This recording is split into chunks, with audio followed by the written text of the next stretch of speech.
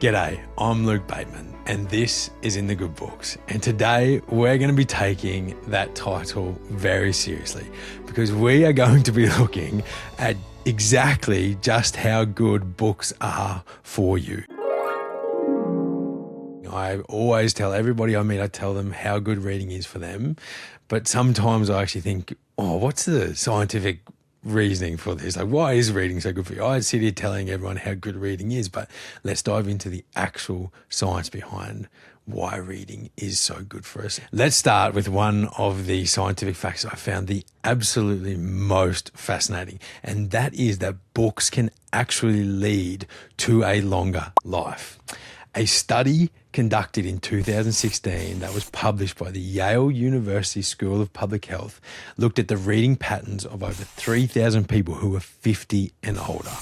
On average, book readers were found to live for almost 2 years longer than non-readers. The more that respondents read, the longer that they lived, but as little as 30 minutes a day was still beneficial. What is also interesting is that reading was specific to books. Magazines or articles or newspapers did not have the same effect, so it had to be books.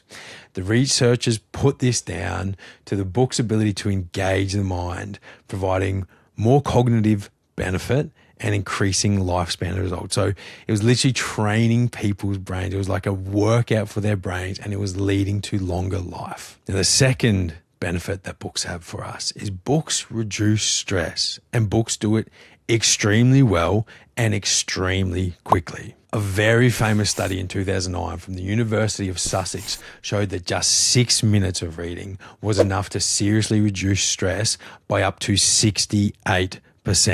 Now, I don't know exactly how you work out percentages of stress, but these researchers know a lot more than I do, and that was 68%. You can reduce your stress by up to 68% with just 6 minutes of reading. That is incredible. It reduces your heart rate. It eases tension in your muscles. Your entire body relaxes when you're reading.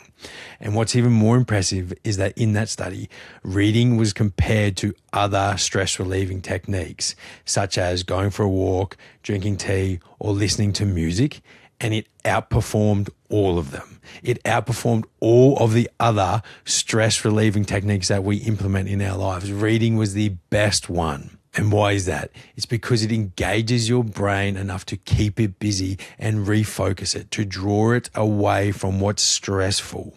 You escape from your stressful thoughts and you escape into the world within pages. I mean, this for readers is probably not something that's extremely new to you. You would have already experienced that and felt that while you're reading.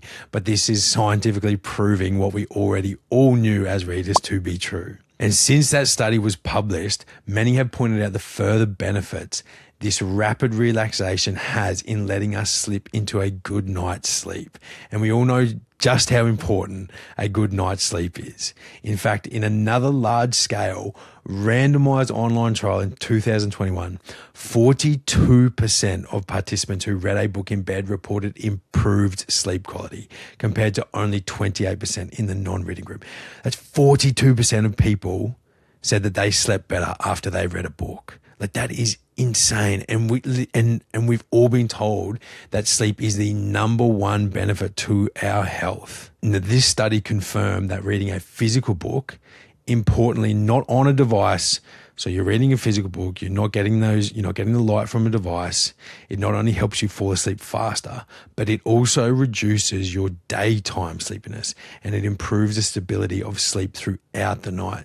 So you sleep better, you feel better the next day, but you have to read a physical book. But what if reading doesn't just help us with mental stress? It also helps us with physical pain. This study is mind-blowing. This was conducted by the University of Liverpool in 2017 with people living in chronic pain.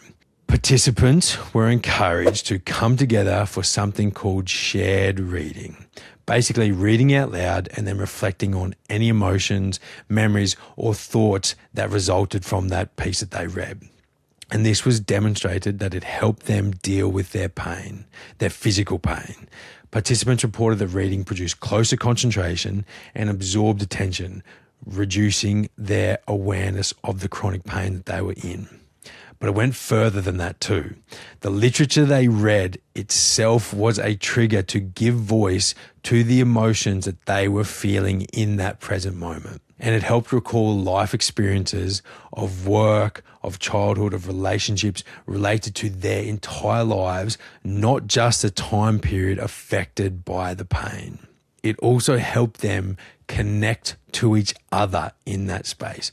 Group members of this reading group said that they felt like family, especially because they began to empathize with one another once they started speaking about their emotions and their pain together, which leads me neatly into one of the next studies. This is something, once again, that as readers, we all inherently know this. We've all had that experience of when we've read many, many books, experienced many different lives, journeyed with many different characters, our empathy, our understanding, and our compassion in the real world expands. I don't think there's any well-read person who would not have experienced that. But let's dive into the science beneath it. A study published in 2013 showed that long-term readers of fiction had a far stronger theory of mind. Now, of course, you're saying, what is theory of mind, Luke? Okay, so theory of mind is defined as the human capacity to comprehend that other people hold beliefs and desires, and that these may differ from one's own beliefs and desires. Of course, this is basic, this is basic. Somebody else's beliefs and desires are different to ours. Basically, greater empathy and understanding of other people, strengthened entirely from their time spent reading, from their time experiencing different narratives, from experiencing different hardships, from experiencing different stories in different worlds. The next benefit of reading is that it makes for better future planning and coping with uncertainty. Studies have also shown that reading strengthens the parts of our brain related to cause and effect reasoning.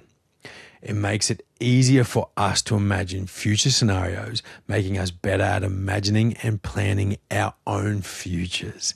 Of course, when you have to live with someone who's living a different life to you, it makes you think about your own and where you want to take yours, making you better at planning for the future. Once again, these are all things I think that we as readers inherently understand, but we've probably never been able to define them. And as we get better as thinking about and planning for the future, we also get better at being at peace with what's in front of us in the present moment. Another 2013 study demonstrated that reading reduced our need for what's called cognitive closure.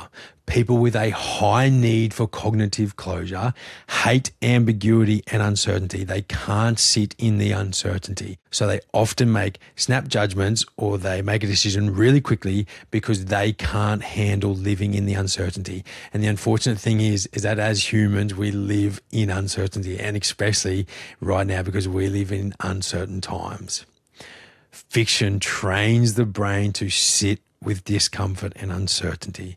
It forces you to go at its pace. It forces you to go, I don't know what's going to happen, but I can't rush to it. I can't make my own decision. I can't try and get out of this any way possible. I just have to sit in this discomfort, and it builds up your tolerance and your resilience towards it. There's a beautiful quote from the researcher, Associate Professor Maya Jikic.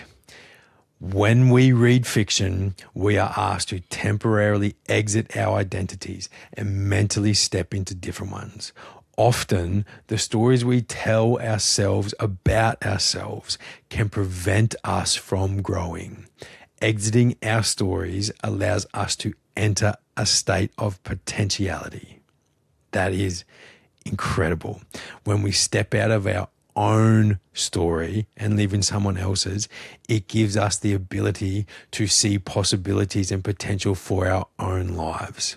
I have seen in my own life the benefit of reading, and that is because it expands our vocabulary and it expands our ability to communicate. Now, of course, communicating with other people is extremely important.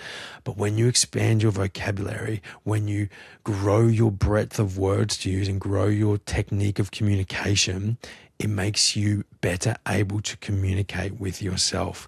And as anyone who's been a long time listener here knows of my struggles during my life, and not being able to communicate with myself was one of my biggest hurdles. And reading gave me the ability to grow my linguistic skills, grow my vocabulary, and communicate with myself. So at the end of the day, when you're growing your communication skills, you are better able to talk to yourself, understand yourself. And that is the very first step, I believe, in creating a joyful, happy life. Now, today we only covered off a few of what I thought were the key benefits of reading, but there are, of course, many, many more. So let me know if you want to know what they are. Let me know if you want a part 2 to this episode. And here's a question for you all. What benefits have you noticed from reading in your own life? I'm sure that many of the things I touched on today, you would have felt in your own life just from reading. But are there any other benefits that you've noticed that you would like to bring to my attention? And I would love to know if there's a good story that can go with that lesson or what you've come to learn about reading.